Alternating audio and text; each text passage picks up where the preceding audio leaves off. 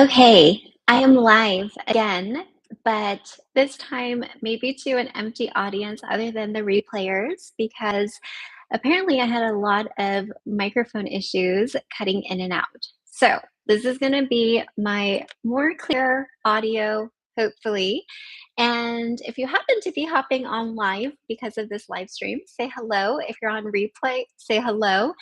I wanted to go over the next day clarity challenge because we've officially kicked off, and I know so many of you from this previous live stream have said that you've been feeling very unchallenged, very uninspired.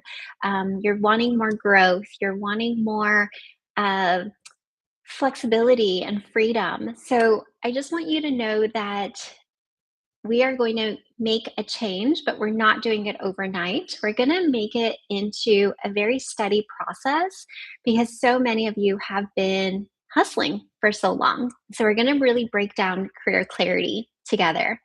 So, if you want to, you can definitely type into the chat where you're tuning in from. One word that describes work lately. I'm Emily.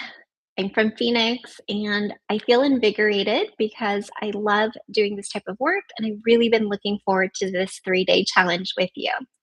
So, as we move through, I do want to set expectations that this is not a place where I'm going to hype you up.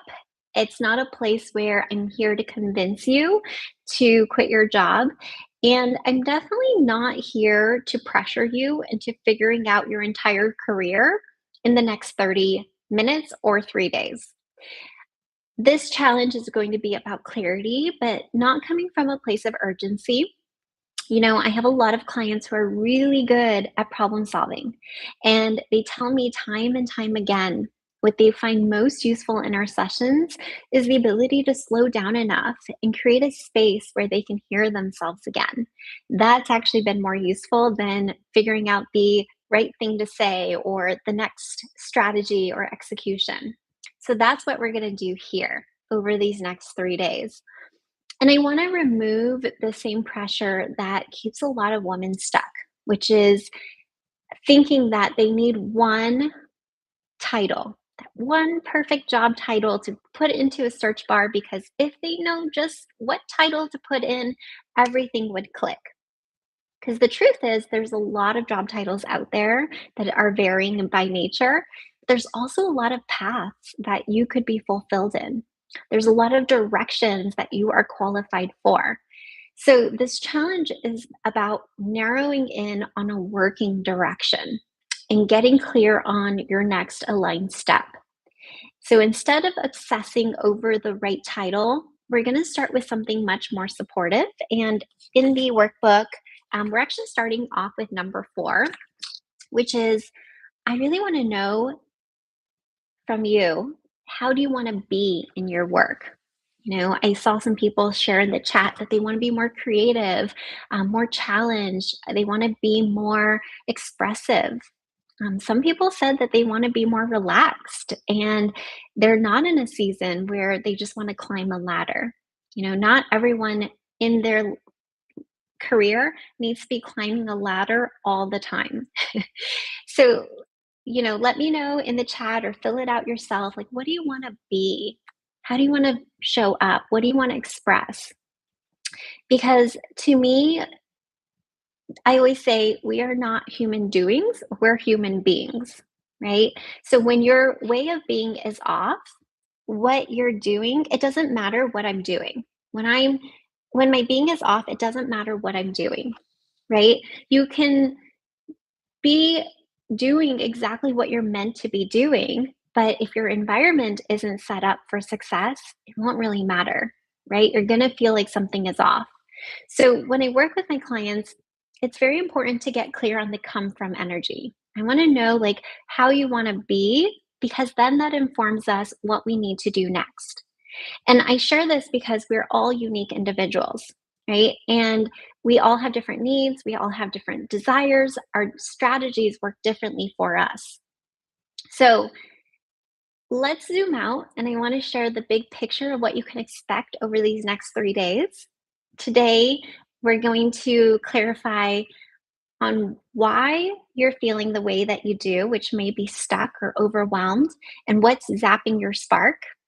Tomorrow, we're going to go over what you actually want next so you can name that working direction. And then on Wednesday, this is our 60-minute session where we're going to come up with a grounded next step so that you can take action without making any drastic moves. But you can start to build that clarity and that momentum again, especially if you've been feeling stuck for some time in your career. So, on day 3, by the way, I'll be sharing what it looks like to get support, staying connected to this clarity and this momentum that you're building so that you can actually create lasting change. Does that sound good?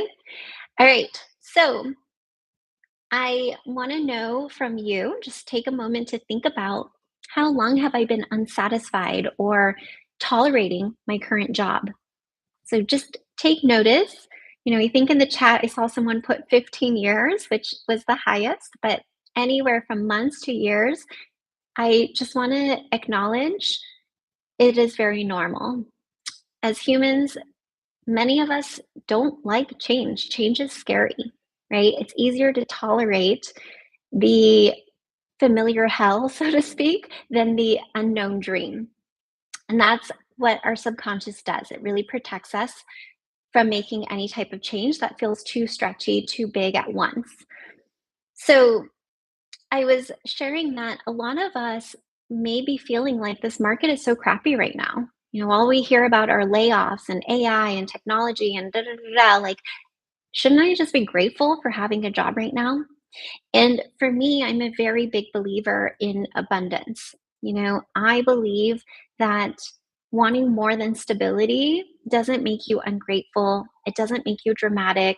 It usually means that the version of you who chose this initial job is no longer the same version of you anymore. And what a beautiful thing to evolve. What a beautiful thing to grow. What a beautiful thing to change. It's very liberating if you think about it. And by the way, circumstances change as well, right? Again, you're going to hear me talk a lot about chapters because I like to see things in chapters in our life. So I want to share a little context to why this matters so much to me and the perspective that I come from. I spent over a decade in HR and recruiting, and I helped a lot of people land new jobs, promotions, all of it. And over time, I couldn't help but notice a pattern. And I couldn't unsee this pattern once I saw it. My clients would land jobs, or at least what they thought was their dream job. There would be this relief, like, oh my gosh, I did it, a celebratory high, and a sense of, okay, I fixed it. I'm good.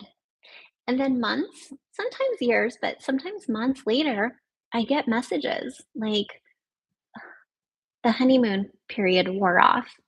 I thought this was going to fix the burnout. Emily, I'm still feeling really unfulfilled. And at first, I really thought the problem was the job. But what I started to notice was something much deeper. A lot of the women were making decisions that were practical and logical and safe, but not actually supportive of what they truly desired any longer. And so here's the part that I really want you to hear. Even good jobs change, right?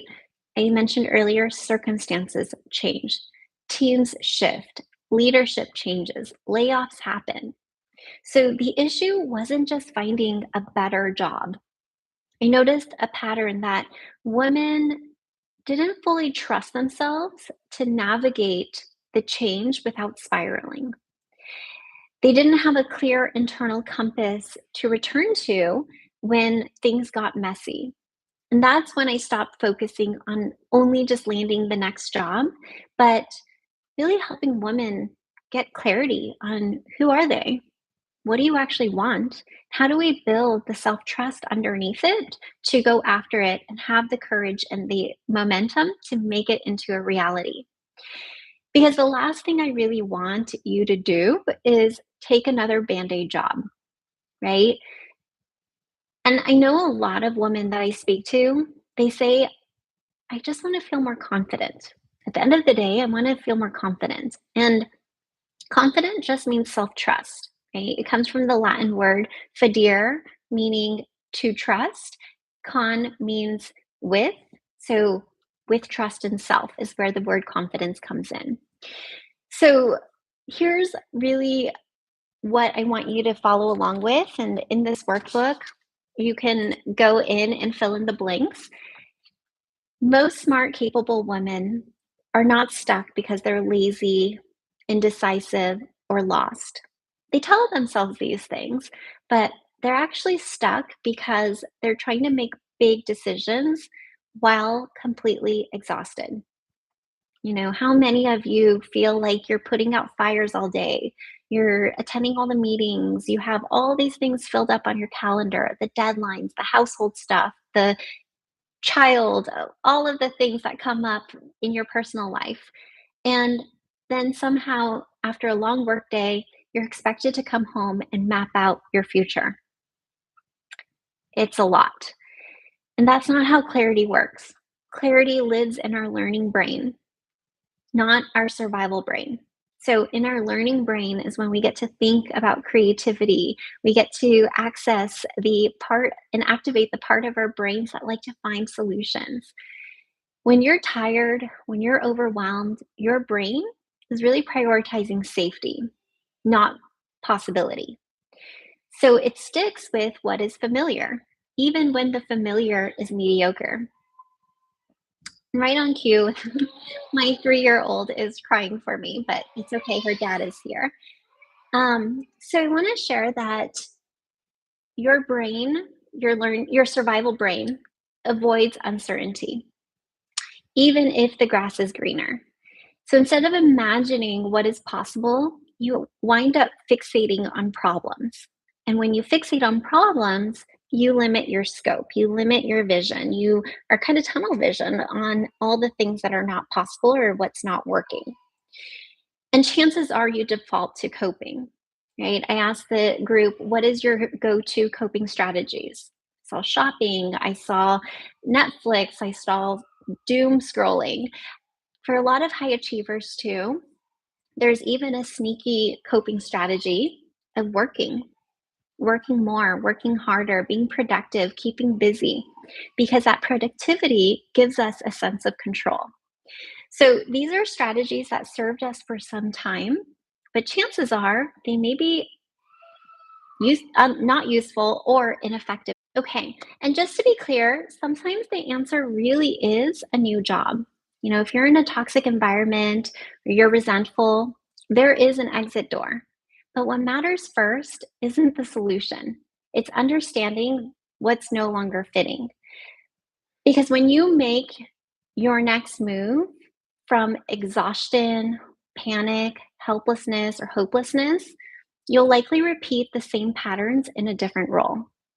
So I want you to think of career clarity like this. Imagine I say, pack your bags, we're going on a trip. And you're like, okay, where am I going? Right? Am I going to the beach? Am I going camping? Am I going somewhere tropical? Without a direction, packing becomes very stressful.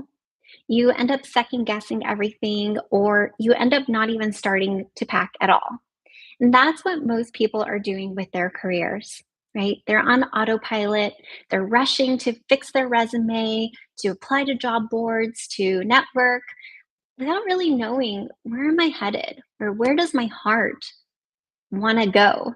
Right? And that's when it feels exhausting. That's when it feels like, ugh, just another chore to do. So that's what I don't want for you. And if you've been feeling stuck for a while, I want to share that self blame usually starts to come into the picture. I have a lot of clients that say, I should have chosen a different major. I should have picked a different job. I should have left earlier. I should have known better, right? We should all over ourselves. But here's what's actually true: you made the best decision you could with the information, the resources, and the safety you had at the time. So, beating yourself up really doesn't create clarity. It just makes things more difficult. And so, I'm a big, firm believer of having compassion with yourself, co-passion. Passion of the Christ is like struggle, with passion, with struggle. Um, And again, I don't really believe in career mistakes the way most people mean it. Again, I believe in chapters. I firmly believe that every experience, good and bad, has shaped you into what your next direction is. And I believe the key to success is in knowing when it's time to course correct.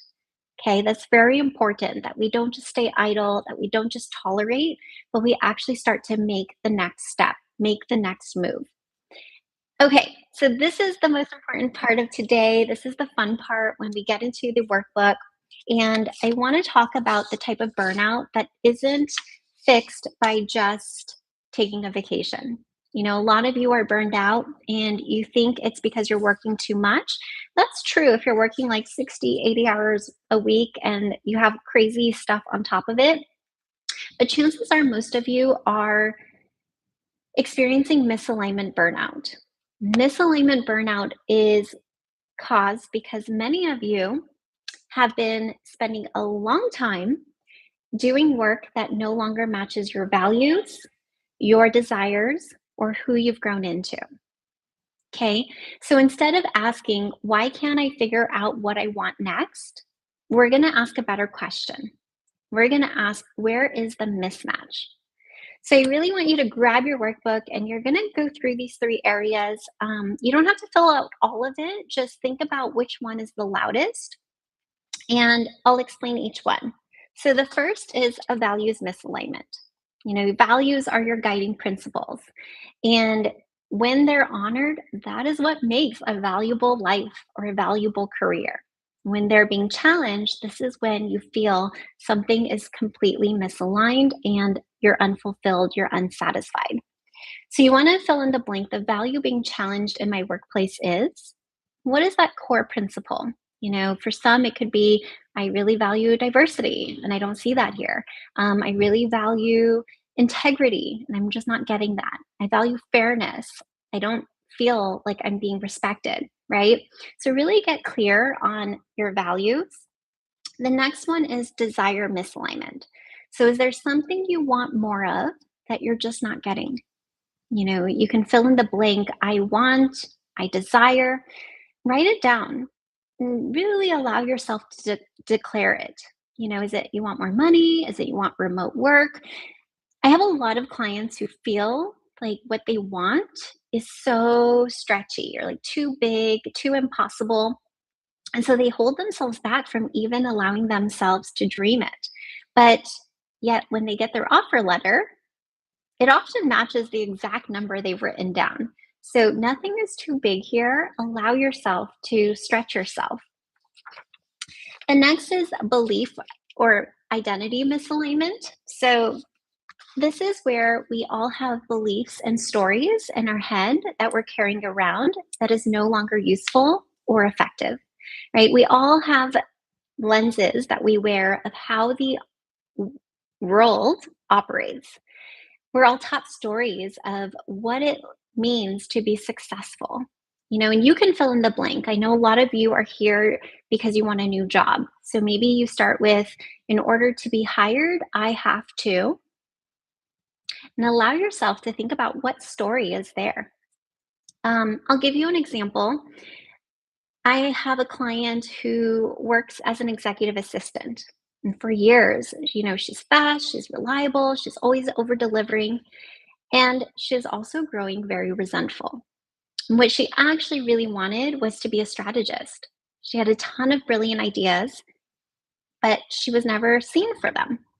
And the belief she was operating from was, in order to be valuable, I have to always be available. And so, of course, she didn't get promoted as she was being so good at her job, so indispensable. Her manager didn't want her to leave the role. And so when she started looking elsewhere, she started to apply to other opportunities. She was going for EA roles because her other second belief was, I don't have the experience for anything else. I'm not qualified for anything else. So this is the kind of pattern that we're just starting to recognize here. What beliefs, what identity are we in that we no longer want to continue following? So, can you see these stories and these beliefs while running in the background are limiting possibilities, right? And by the way, I shared an update. She's currently in two offer stages right now for strategic advisory roles, which is so exciting. And this is really what clarity brings, right? It gives us a direction, it gives us the path that we need to follow and how we need to step into it. So for now in the workbook, you can circle the one area that feels most misaligned for you and just know we're not fixing anything today. This is just all about awareness. Okay, so one quick example to just make this really juicy and snackable.